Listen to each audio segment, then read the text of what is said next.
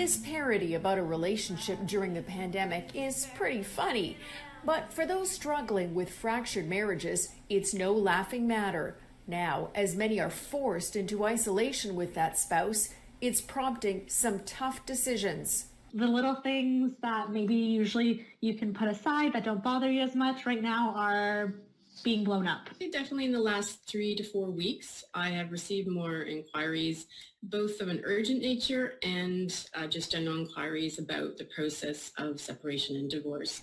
According to Statistics Canada, about 40% of marriages end in a separation or divorce. The average duration of a marriage, 14 years. But will the pandemic prompt people to exit faster? Cases of domestic violence have increased, and more people are having affairs? People, are going either outside the house to seek relationships, and in a lot of ways actually putting their partners at risk, because most often the partners aren't aware that this is actually happening. For those who feel trapped and are waiting to leave, I'm quite busy right now helping people outside of court figuring out parenting arrangements, child support, spousal support, and property and asset division. And you don't need the courts to do that. You just need the courts to eventually get your divorce. Confinement combined with financial stress will undoubtedly push some marriages to a breaking point. How many will surely depend on the duration of this pandemic. The pandemic of broken hearts and fixing them. Well, welcome back to the Rob Maness Show live on Patriot.tv. It's Whistleblower Wednesday, and we all know how much our world has changed in the last several years. COVID, the vaccine, states shutting down, losing jobs, our rights being taken away, our Constitution is being eroded, millions of migrants and illegal aliens coming in, and the very fabric of our society being attacked and changed before our very eyes by globalists and nefarious politicians. It's pretty much all the news, podcasts, radio shows, and everything else, especially in the legacy media, have focused on. And we're at one of the most treacherous times in our history. We're standing at the precipice. And which way will our country go? The entire world? Where our lives go? And what has it cost us personally having these shutdowns, lost jobs, two partners or spouses working from home, kids at home being homeschooled, and many other added burdens to our lives? Truly speaking, what really is most important to the majority of us, the people at this time, that has been a lost in a tsunami of negative headlines, hasn't it? It's our personal relationships. Well, many marriages have crumbled as a lot of partners and marriages took different perspectives on politics, finances, the vaccine, and other things. And as you saw there, the divorce rate skyrocketed. And for those that are still together, there's been some estrangement, and they want to know how to bring the love and closeness they once shared back. And that's why this day is dedicated to my wife, Candy, the love of my life, on our 25th Valentine's Day together, and our 25th anniversary is coming up. And my guest today on this Valentine's Day is all about mending broken hearts and repairing relationships, and even better, preventing them in the first place. Joanna Harabedian is the author of the book, 7 Mistakes Women Make That Repel Good Men and How to Reverse Them. She's also an international speaker and a minister, a TV producer and host, a relationship coach, and a 3-time national pageant title holder, including Ms. America. Joanna, welcome to the Rob Maness Show. It's good to have you. Happy Valentine's Thank you, Rob. Day. Thank you. Happy Valentine's, and also happy anniversary. Thank you for having me today. I'm honored to be here. I'm excited about our show today.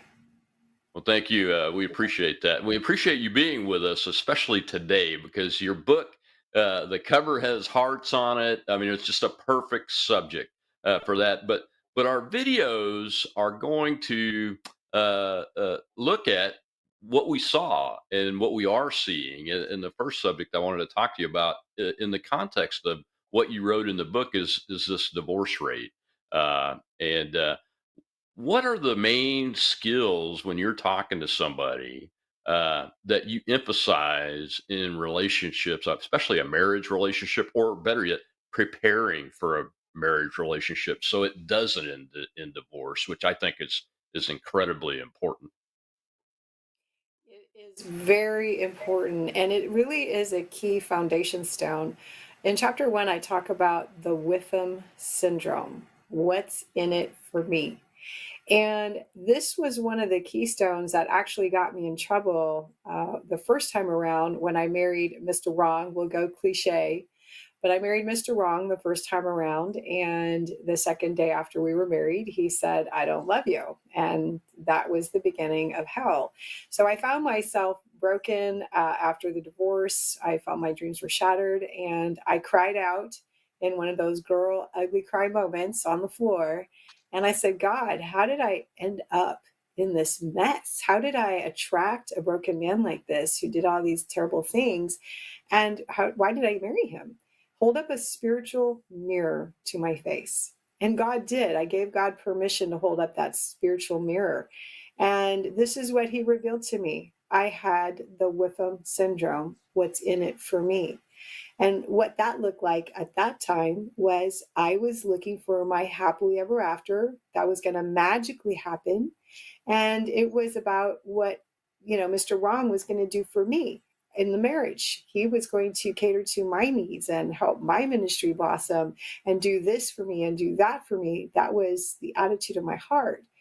And, how many times have we heard a woman say, I just want a man to take care of me? And so that with a mindset is what we have to begin to become into awareness of. Right now in our culture, it's really focused on that. It's all about what somebody else can do for you. It's an entitlement mentality, and it's not a mentality that serves each other. There's a big difference there. And so you're going to attract that or bring that into a relationship with a good spouse, potential spouse, and then it'll go sour down the road because that core keystone has not been addressed, and it's from a selfish mindset. So that's really number one. I think that every couple, single or married, you're looking for a spouse or you're engaged, you've got to explore that and within yourself and ask God to reveal that within you. Now, is there a positive side to the "what's in it for me" uh, line of thinking? I mean, honestly, I can't think of one. But when I read the title of the chapter, I'm like, oh yeah, that makes perfect sense. But is there a positive side? Can you use it for a positive? I guess is my question. You can, yes, and I talk about that in the chapter. There is a healthy WIFM that has healthy boundaries. You need a healthy WIFM when you're doing business, and but then there's the negative side, and the healthy WIFM has the mutual benefit mindset. How can I serve this person? How can we make it mutually beneficial? And that's healthy. We have to have that in business. We have to have that, in life and what we're doing. But this is the unhealthy side of that, where it's a selfish mindset, where the expectation is that everyone's going to cater to your needs and you're doing all the taking and someone else is doing all the serving. And that's the unhealthy one. Yeah. The video I showed at the beginning about divorce was from early, I think it was from March of 2020. So very early in the pandemic process. Uh, and I was doing some research for the show. And it looks like some outlets are reporting that divorces are way down in the United States, especially amongst Gen Z. But other outlets are still saying no, you have a 60% chance of ending in divorce these days, really, no matter what age you are when you get married. Uh, what's the truth there? There's a medium there. I would say with the trauma that we have all been through for these last few years, like you said in the beginning, we've experienced job loss, we've experienced the loss of our friends, we've experienced the loss of family members, and there's been tremendous financial stress and strain. And so those things have added and compiled to the increase of the divorce rate. Now, one of the statistics that I read showed that 1 out of 4 people is currently lonely. So 1 out of 4 is currently lonely. And so inside of us, we do have that innate desire to have a partner. We were designed that way. We want to have a healthy relationship. We want to have a reconnection with our spouse. We want to attract the right person and have a good, healthy relationship. But there's some layers that we have to go through and unpack, and so that we can get to that place and overcome, a lot of this trauma, so we can get back to the core fabric of our society, which is our heart. And I'm so happy you're doing this show today, because so many shows in the media, they're focused on all these things that are happening, all the bad things, and yes, we have to be aware. But if we have a broken heart America, how are we going to be healthy? And if we have broken families, that's the core fabric of our country. So we have to get back now and create awareness of how do we get back to a healthy family? How do we get back to a healthy dynamic? How do we bring hope back, that there is hope for a happily ever after, and making sure it stays that way and coming out of this trauma? And so in 7mistakesbook.com, this is what I address, these core principles that'll help a family, help a couple, whether you're married or single, understand those core basics of communication. That's key. Learning how to communicate, learning how to reaffirm and value each other. Yeah, one of the things that I'm concerned about with what has happened with relationships is that our entire society now is maybe headed down a path that government policies took the Black American family down, starting in the late 1950s. And when you look at the data today and crime rates and the demographics and all that, you see fatherless families very, very often in the Black family. Poverty rates are through the roof. Still, unemployment is through the roof. Education levels are low because the kids don't get to grow up in two-parent homes, and those kind of things.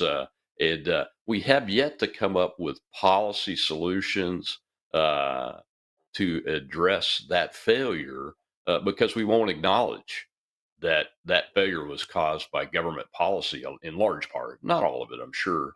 But what I'm concerned about, to tie it back into what we're talking about here today in your book, is is all of society's families now headed down the same path? And what do you offer in your book to try to stop that traveling down that path, and maybe offer something up to society to help the Black American family get back to where they were in the 1950s, where they had two-parent families, they were not in poverty, they were in the middle class, and those kind of things? Because I think it's very important that we stem that flow towards that end state for the rest of our society too, but especially for that community.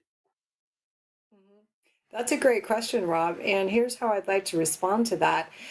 If you look at what's happening in the media right now, if you look at pop culture, you look at the rap music, you look at these different songs that promote fatherlessness, really. It promotes abuse against women. It promotes women being seductive and using their bodies for money, to gain power and control, all this subliminal programming, this predictive programming that's happening. And if you look at the Barbie movie, I didn't go see the Barbie movie, but the messaging is the same. It's about the men are lifeless and dreary, and the Barbies don't need a man, and they're happy and colorful. Their lives are colorful. So you bring this back to the community, it begins to come down to really identity. And I liken it to this. There is a coin, and on one side of the coin are men, and on the other side of the coin are women. And each is 100% responsible for their side of the coin. And so, regardless of what someone else is doing or their behaviors, which we see displaying in what you just talked about, we have to start by taking responsibility for our side of the coin. So, as a woman, as a female, what am I doing that is contributing to the failure of my relationship? And as a man, he can take a look at what is he doing that has been contributing to that? What is the inner core of what you believe about yourself? But you see, we can have tragedy happen to us. I've had it happen to me. And we have a choice to make when life does not go our way. We have a choice. We can choose to say, okay, how am I going to come out of this? We can bring God into this, and we can say, okay, how am I going to get out of this? What do I need to change within myself? What can be done different? And then begin to look for solutions. And so Well, it yeah, all starts with taking. we've got to take our first commercial break, Joanna. But I want to explore that further on the backside of this break, and delve into the relationship skills we need to get through grief. I mean, we talked about in the opening about suicides and death rates. A lot of people are experiencing loss. A lot of people are contemplating the worst, like suicide.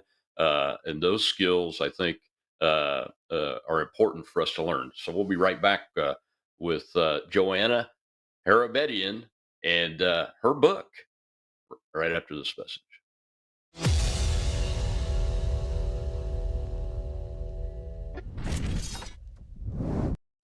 The world is about to shift. Banks are going cashless globally with the emergence of central bank digital currency, which will bring with it programmable money and the ability to turn on or off your purchasing power based on your digital social profile. It's like the equivalent of spyware in your bank account. You need to get out of the system with the world's safest and most private assets, silver and gold. Call Kirk Elliott, PhD at 877-547-5743. That's 877-KIRK-PhD.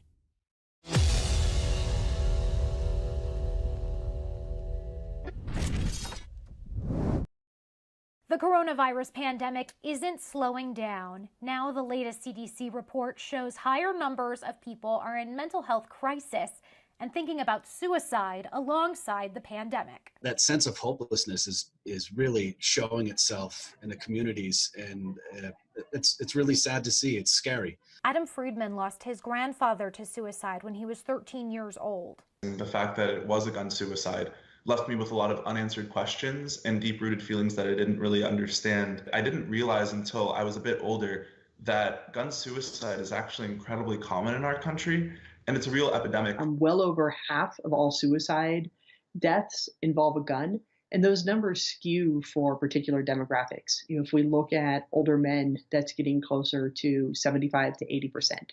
An epidemic that was already growing before the onset of the pandemic. U.S. suicide rates have risen over the last 2 decades, and CDC numbers show as recent as June, 40% of Americans dealt with mental health or substance abuse. 11% say they seriously considered suicide. It was significantly higher among people 18 to 24 years old, Hispanic respondents, and Black respondents, unpaid caregivers, and essential workers. It's been alarmingly active, seeing the number of suicide attempt cases that are coming through, and then reading the numbers of suicide increase across the country. It's very frightening. Psychiatrist Dr. Eric French oversees adult patients at the Medical Center of Aurora, just outside Denver. He's seen more patients admitted for overdose and suicide attempts in a way he calls dramatic. One of the biggest concerns that I have is people still not being connected to the level of help that they need. French encourages seeking help with a mental health professional in person, wearing a mask, or through telehealth if someone is feeling in crisis. Meanwhile, advocates like Adam Friedman say it can be as simple as checking in with each other. If you need to talk to someone, call the National Suicide Prevention Lifeline at 1-800-273-8255 or text HOME to the crisis text line at 741-741. Welcome back to the Rob Maness Show, live here on Patriot.tv and all my social media channels. We're talking today with author Joanna Harabedian and about her new book, 7 Mistakes That Women Make That Repel Good Men and How to Fix Them. But, that opening video there for this segment, Joanna, about suicide rates is suicide rates are very important to me because I'm a veteran, and we have the last few years I was in the military as a commander. We had a very high suicide rate, especially among our young men. that were on active duty, and now I'm a veteran, and we have very high suicide rates there. And uh, we worked together in our community very, very hard during the pandemic to prevent a further spike of that. But that's how veterans do it. I mean, in an emergency or a crisis, we buckle down and put our noses to the grindstone, shoulder to the wheel, stand together, and all that. And I think we were fairly successful at that because even though it's high, the existing rate didn't spike on us. But apparently, it did spike for a lot of other folks, and that's one of the things I wanted to get you to talk about. That we could get this on the recording for posterity that people can refer back to, is because relationships are critical to preventing suicide, learning how to deal with grief, both as a loss. I mean, a lot of us lost grandparents, aunts, uncles, uh, siblings, children during the pandemic that we probably weren't going to lose. So the subject of grief, suicide, that loss, all of that has a really tough impact on your personal relationships, especially between a man and a wife, when those uh, those tsunami waves of things like grief hit you. And I just wanted to give you an opportunity to talk about the skills that you tell the story about in your book that can help couples or anybody deal with this issue. That's it's a big point. And, like my husband lost his dad and he lost his mom. And so part of learning how to love each other, like we talked about before, is learning how to have compassion and understanding. And especially with men, they need to have a safe place to be able to share their emotions and their feelings. And, right now in our society, there's been this culture of emasculating men, and like we talked about, and so they need a safe place. And so it's really important. And so do women. Women need to have a safe place in the arms of her husband or a spouse, to be able to be vulnerable and have that ability to share and just have someone listen, or just have your spouse hold you. And so when we're in that place where we can't do that, when the spouse can't do that, that's where we have to be able to back to that. And so one of the things that I share in my book, we talked about WIFM, and we also touch on what I call superhero deactivator behaviors, which are behaviors that diminish or come across as nitpicking or controlling.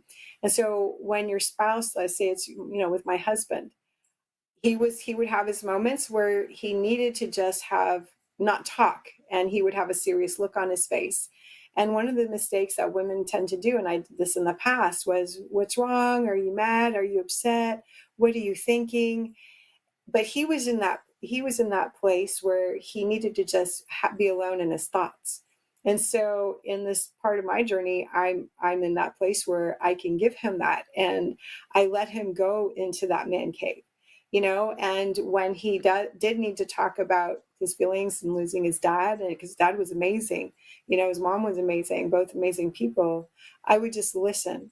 And so it's being able to get to that space where we have compassion, we're listening, and we're giving our spouse that opportunity to express their grief. We don't have to solve their problem. We don't have to solve that grief, because we can't. Only God can bring that healing in, but we can be that safe haven for them. What's interesting is the root of every addiction is the need for love. And it's that need for love, and also masking that pain. And so when we can come into that place, and like the video talked about that you just showed, being able to communicate our pain and then have that pain just comforted, that's huge right there. So can you imagine if, my husband, he's going through grief, he lost his dad, he lost his mom, and I'm not coming from that place of compassion, then I'm then damaging that. And if I don't realize what I'm doing, that's the big thing, is we have to become aware of how we're responding, what we're saying to someone who is in that space, who needs that compassion. They have this pain, and we can't fix that pain, but we can be that soothing blanket to help cover that pain. Yeah, one of the really neat things I found in your book is like the Whiffam syndrome. There's a positive and negative to that the average person doesn't really realize. I don't think what's happening, and you can move in and out of those and everything. And I think, are you talking about the kingmaker and the man breaker concept when you're talking about you know uh, being too focused or not, or speaking when you really should just sit back and listen, and those kind of things? Is that where you're coming from? Because there's a positive side to that too, isn't there? Yeah, there is. So there. I would say they're two separate things, but also intertwined. So with the Whiffam syndrome, the focus is the mindset is what somebody's going to do for me, what I'm going to get from other people, not what I'm going to give back. So like when I met my husband, my heart attitude was a mutual give and take. How can I bless David? How can I bless anyone really, and make them feel better for being in my presence? Because in the past I didn't make people feel good. I would reject their compliments, and I didn't know how to receive that compliment, or I wasn't supportive. My heart's intention was selfish. And so when I met my husband, I had that different mindset. Now, my chapter about the kingmaker and the man breaker, there's a man breaker is someone who she diminishes, she always has to be right, and she is maybe publicly shames or privately shames her husband. And I'll give you a brief example of this. I had a friend, she's no longer here, she's gone on and up to heaven, but in her marriage, she was married for 25 years to her husband, and their marriage was miserable because she had unhealed hurt and rage and unforgiveness and bitterness from her previous marriage, where she was mistreated, and she was rejected, but she never dealt with that. So she brought that into this marriage, and she would publicly and privately demean her husband. Nothing he did was right, and she felt justified in her behavior. So and I would witness this, and other people would look shocked at her.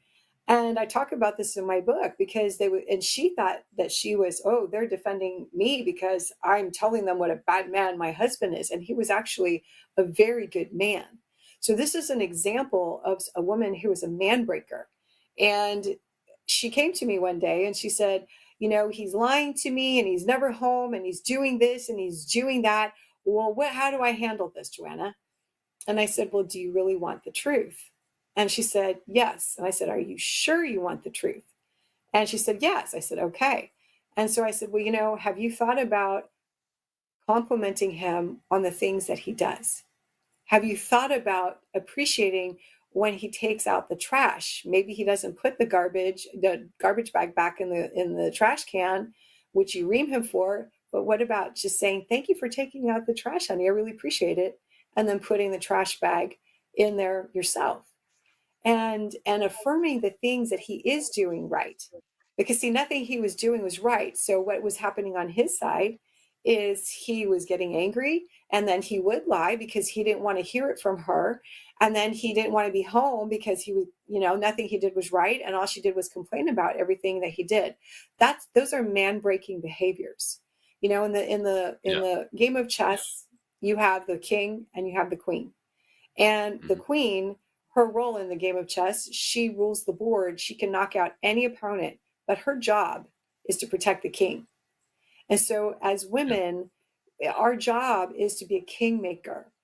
As men, their job is to be a queen maker. But when we engage in these man-breaking behaviors that I refer to in my book, this is where we begin to have problems. This is what, you'll see what happens with my friend.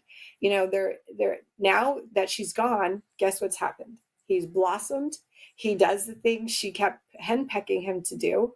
And she didn't have a nice tone of voice. It was a very snarky tone of voice, the way she would talk to him. It was very demeaning. So those are examples of some man-breaking behaviors versus a king-making behavior that lifts a man up and isn't focused on the Whiffam, what you're doing Hmm. for me, and I'm not doing anything for you. And there are varying forms of this. close. It's not as Listening to extreme you, anymore. I can understand why, when in the lockdowns, how folks that didn't recognize those kinds of behaviors could lead to divorce or worse. Yeah.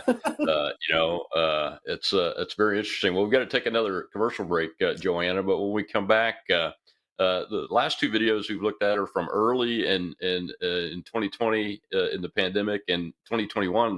This one's going to be from 2022 and cover some health issues. But drug addiction is one of the things I think that has really hurt a lot of marriages and families over this pandemic, and was doing it before that, but it seemed to explode.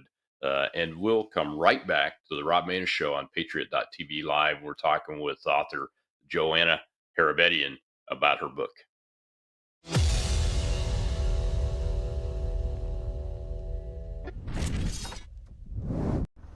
When I grow up, I want to work for a woke company, like super woke. When I grow up, I want to be hired based on what I look like rather than my skills. I want to be judged by my political beliefs. I want to get promoted based on my chromosomes. When I grow up, I want to be offended by my coworkers and walk around the office on eggshells and have my words policed by HR. Words like grandfather, peanut gallery, long time no see, no can do. When I grow up, I want to be obsessed with emotional safety and do workplace sensitivity training all day long. When I grow up, I want to climb the corporate ladder just by following the crowd. I want to be a conformist. I want to weaponize my pronouns. What are pronouns? It's time to grow up and get back to work. Introducing the #1 woke-free job board in America, redballoon.work.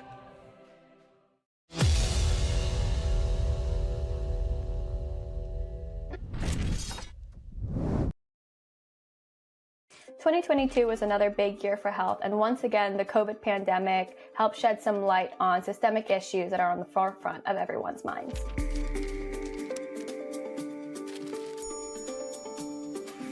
We could definitely say with confidence that the pandemic is still one of the biggest topics that our readers are interested in. Everybody was still reading about the variants, the waves, and especially now the vaccines. It seems like the pandemic had really brought to the forefront all of the health issues that were exacerbated by the virus. So the opioid epidemic was one, and substance use disorder in general was sort of at the forefront of readers' minds. Also, the mental health crisis. Obviously, the COVID pandemic had a real effect on mental health of people who had to be locked down, but also especially on our youth.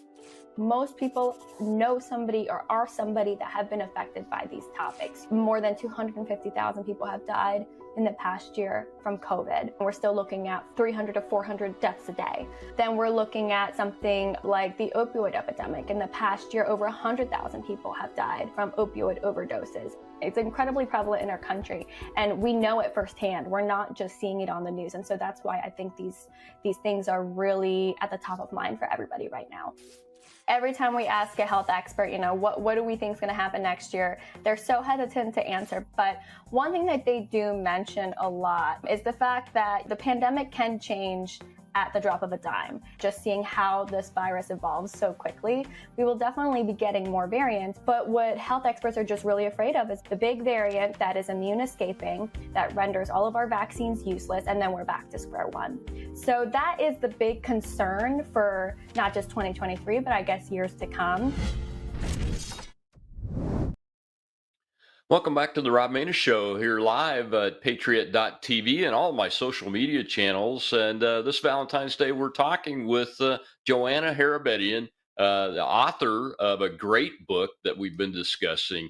And Joanna, that little clip there, I was wrong. It was published in June of 2023, just less than 8 months ago.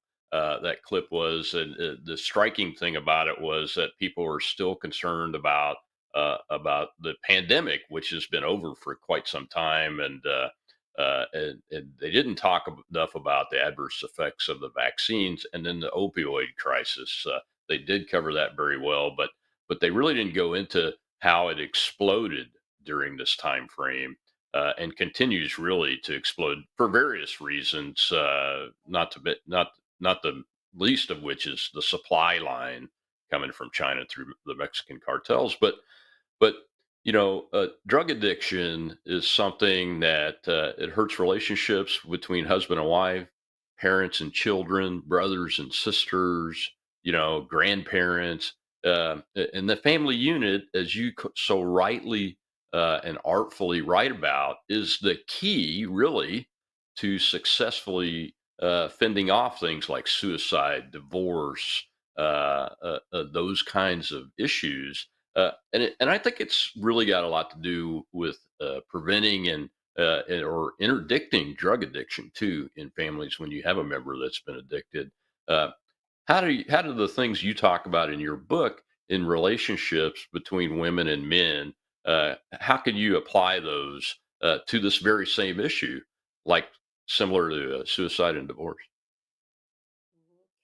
That's a great question, Rob. In thinking about that, it boils down to what we've been talking about in being able to take personal responsibility. So what I mean by that is, when I married Mr. Wrong to begin with, and that was a disaster, I had that real moment with my creator.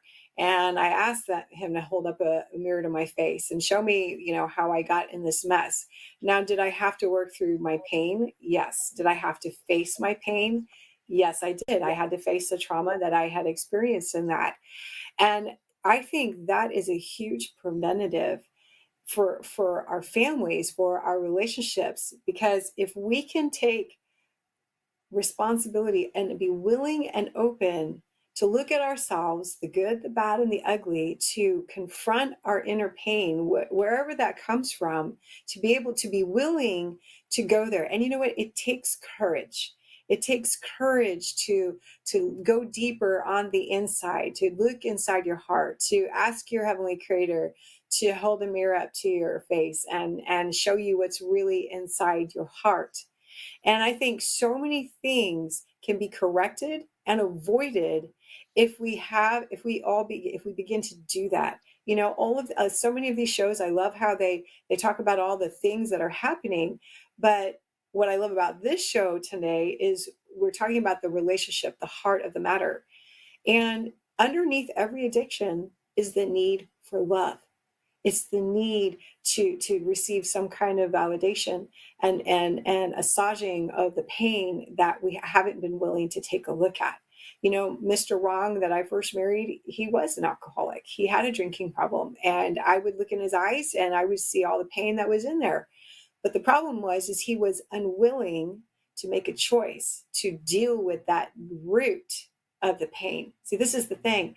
What I've seen over the last few years, and I think it's just been exasperated, is part of us doesn't want to look at that pain often.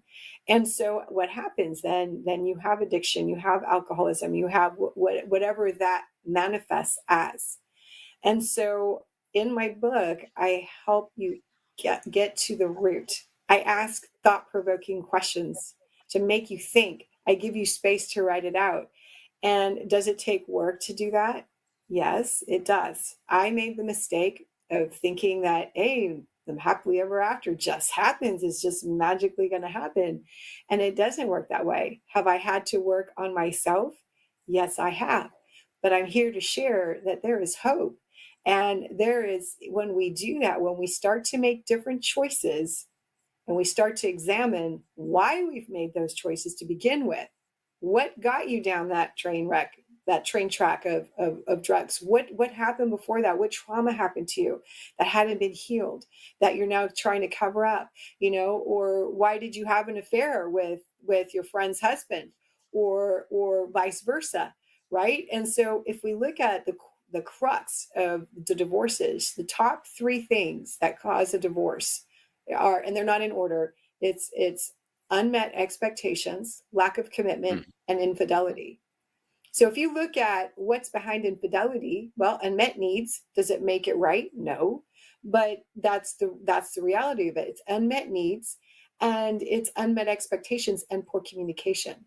So if we can't keep a commitment because we can't communicate, then we're going to have all of these other things manifest as a result of that. Yeah, or like you mentioned with your friend, constantly communicating the wrong message to your new partner, your new husband, in her case, uh, based on the baggage that we all bring. Look, my wife and I are on. Right. We met Mister and Miss Wrong in our lives, so we're Yes. on our We all have, second time around. we've all been Yeah, there. exactly. Unfortunately, most of us have. So if you can't recognize that you bring certain things in with you, and recognize them enough to be able to share it with yourself, but also share it with your partner when it's appropriate, and have the partner be able to do the same thing, then you end up like what you were talking about, where the wrong things being said. And what happens? How does infidelity work? Usually it's unmet needs. And one of those is saying things that separate you, that put distance between you and your husband or wife. I mean, men do this too. There's got to be a book out there about men Yes. along these same lines too. Are you working on one, or Oh, your I'm husband? working on, yes, I am actually. My Good. husband jokes and he Yeah. says it's going to be called 7,000 mistakes men make that repel good women. Yeah, But exactly. yeah, Because no, we make a bunch of them. I can't take a compliment. That's one of the things you brought that up, and identified that, and I go, well, that's me. Uh, you know, uh, uh, but you're right about being able to recognize when your husband needs just a moment. To not necessarily be alone in a room, but to be alone in his head. And take that moment yeah. to concentrate on something that's bothering him, because we behave differently, men and women do, obviously. There's been a lot written about that, but yeah, it's fascinating. The You kind of mentioned a little bit tangentially about culture, and I want to dive more into this in the last segment, where I want to focus solely on the book, instead of an issue like suicide or divorce rates and those kind of things. But you know, are women uh, uh, having problems more today because of what I see as cultural Marxist attacks on women, that is putting men in their sports, that is doing the equivalent of man face. That's a takeoff of the term blackface, which is a big no-no in our society today. But they're doing the equivalent of that, and that's got to be taking its toll on women in their relationships, not just in their marriages, but also their relationships with their friends, their colleagues, and those kind of things. And what do you say to folks that are struggling with that? I mean, obviously, other than look, I'm not a pronouns person. If somebody pulls that on me, I say, I'm not going to do that for you. You're a man or you're a woman and you were born that way, and I'm not going to do that for you. And you're not going to force me. That's the way I handle it. But I'm kind of a brute force kind of military guy, But Well, you're a uh, military guy. but so that's got to be a challenge in today's society. I put a lot of thought into it because I've thought about this a lot and looked at it. But I don't have a daughter that's in sports right now you know uh, my daughter's got two sons, so it doesn't really impact them, because most women that want to be men don't go into men's sports and win. You know what I mean? That's the biggest example of what I'm talking about. How should people deal with that, especially if it's impacting their relationships?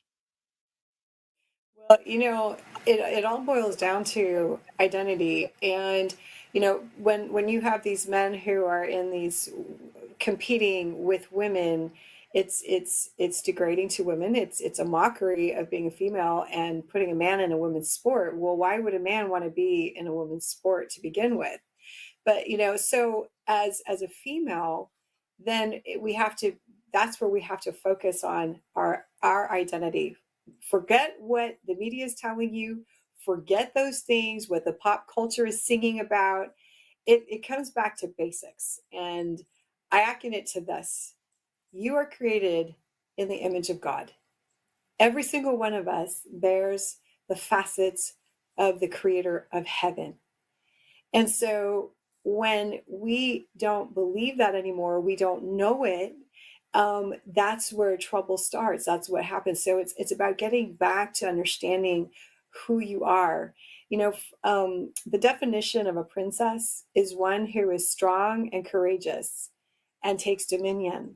Well, women are strong and courageous if you've been through any kind of trauma, and men are strong and courageous if they've been through any kind of trauma. But right now we're talking about the women. That is the definition of a princess. And I address that in chapter 2 called The Beautiful You in Seven Mistakes book. Because see, the media tries to take away our identity, tries to take away how we are created, tries to do that for men, tries to emasculate the men, in awful ways. And so as an individual, we have to recognize that, and we have to not come into agreement. See, it's all about agreement. I can agree with that thought, I can agree with that statement, but it's actually not true. It's a lie. So we have to be able to recognize, what lies am I believing about myself? That the media, the stereotypes, what's all that programming that's happening, that's really not true. Well, we got to take our last commercial break. Hold that thought, Joanna, because we got to take our last commercial break. When we come back, we're actually going to hear from you in the cold open video, because you say some things in that were interesting to me that we haven't covered yet.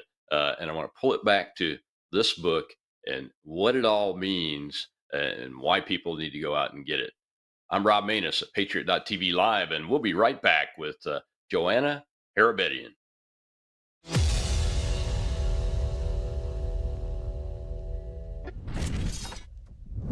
What if this happened to you when you're alone? Or what if it happened here? With MedGuard Alert, you're never alone. You can connect with medical professionals anywhere, anytime. And now MedGuard is introducing our exclusive new Care Watch. If you need help quickly, use it from anywhere to contact medical professionals. No cell phone required. The Care Watch is not only a life-saving medical alert device, it's a revolutionary health monitoring system that checks your blood pressure, heart rate, oxygen saturation, and much more. And here's the best part. If you have Medicaid, you may qualify to get your Care Watch for free. The Care Watch is only available through MedGuard Alert. Call us right now. We have monitoring programs starting as low as $1 a day. The call is free, activation is free, shipping is free, and no contract is required. Remember, with Medicaid, you may qualify to get your Care Watch for free. Don't wait. Call us to get your Care Watch right now. Operators are standing by.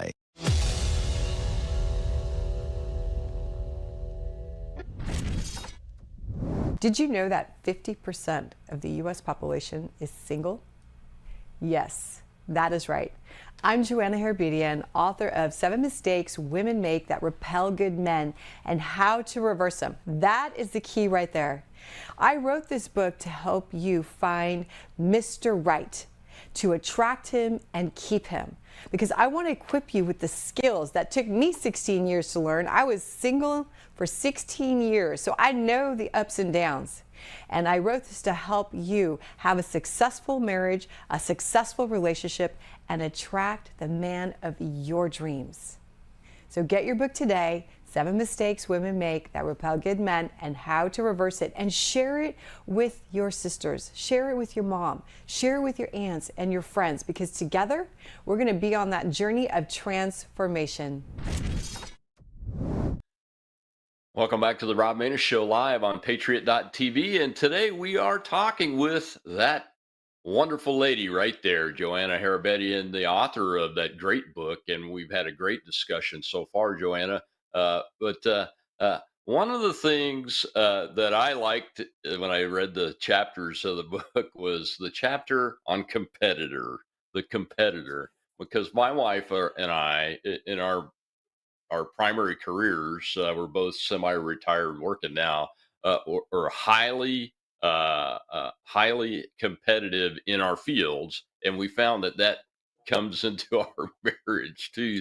So we compete with each other. As a matter of fact, she was just walking by to her job that she has now. As she was leaving today, walking by my door and saying, "Rob, you're supposed to be retired. You're working harder than you did your last day in the Air Force." And I was the commander of a base with 23,000 people on it. That's Wow. That's amazing. Yeah. So how do I wanted to dive into the book and focus this last segment primarily on the chapters in the book. We've talked about a few of them, but not all of them. And So I want to give you the chance to talk about it and really tell people you got to get this book. It's 7mistakes.com. Is that the website, I believe, It's the website. Joanna? Yes. So let's start with the competitor or the one upper, or is that two Okay. different concepts?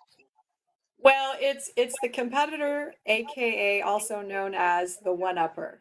And so the one-upper is the woman who maybe she's always got to have the last say. She needs to be right, and she's always competing. And so what happens is, especially when you have a type A personality, I had in my travels, I had met a woman who was massively successful, and she was married, and her husband, we were on the plane and I met them. So I was hearing how she was talking with her husband, and they were competing back and forth, and she always had to one up him and always had to have the last say. And you could tell that it wearied him after a while. Sure, banter back and forth is one thing, but when it's this constant, it brings a stress into the relationship. Now, he wasn't telling her how he was feeling because she probably wasn't going to listen or validate his feelings. That was my assumption based on what I know and what I've seen in those types of scenarios. And so for this chapter, I help women come into awareness with different exercises, thought-provoking questions, and application. Where are you doing this? And what does that look like for you? And I have different examples of that. But you see, what happens then, you have this. And so it's not a peaceful flow. It's stressful. So then what happens for the guy? He's constantly on edge, and he has to feel like he has to do something right. And if we take this into the dating situation, let's say, that you're dating someone who's like that. Well, when a woman constantly has to one up the guy, and I used to be that, because when I was little, I was competitive. I raced those boys and I beat them, and and I got into fights with boys, and then another boy would have to come and rescue me because the other boy was too big for to beat me up. But I took that mindset into my relationships. And so not only was I doing it with men, but I was also doing it with other people and not realizing what I was doing. Big keys or little keys unlock big doors, and big doors swing on small hinges. So bring this back to the relationship. When a guy, and you're dating in the relationship, if he can't get a win, if he can't feel like a superhero, and the woman is constantly one-upping him, he needs to feel something is right. And so in the dating world, they have a term for it. It's love them and leave them. And that's what happens. So he'll get her into bed, and then boom, she doesn't hear anything from him after that. And then she's clueless as to what happened. And she might think, oh yeah, well, I got him, I got some. Well, here's the bottom end result. She's still alone, she's still single, and she just got used. But she also contributed to that in terms of treating him not very well. And so none of those behaviors are okay, and they're not good, and it's very unhealthy, and that's both of them are damaged. Part of their soul is then damaged. And so as the one-upper, we have to be able to come into that place where we don't have to have the last word. And so we need to get to the root. Why do you feel you have to have the last word all the time? And I used to do that, and I would have guys tell me, why do you always have to have the last word, Joanna? Why can't you just let that conversation go?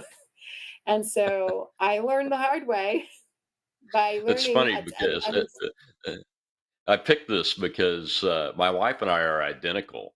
We both have to have the last word. How do you handle that situation? I mean, we've come to peace with it most of the time, but that was very interesting at the beginning of our lives together. Oh, no doubt. Well, here's an exercise for you and your wife for Valentine's Day. So I challenge you both with this. For the next 3 days, allow the other to have the last word.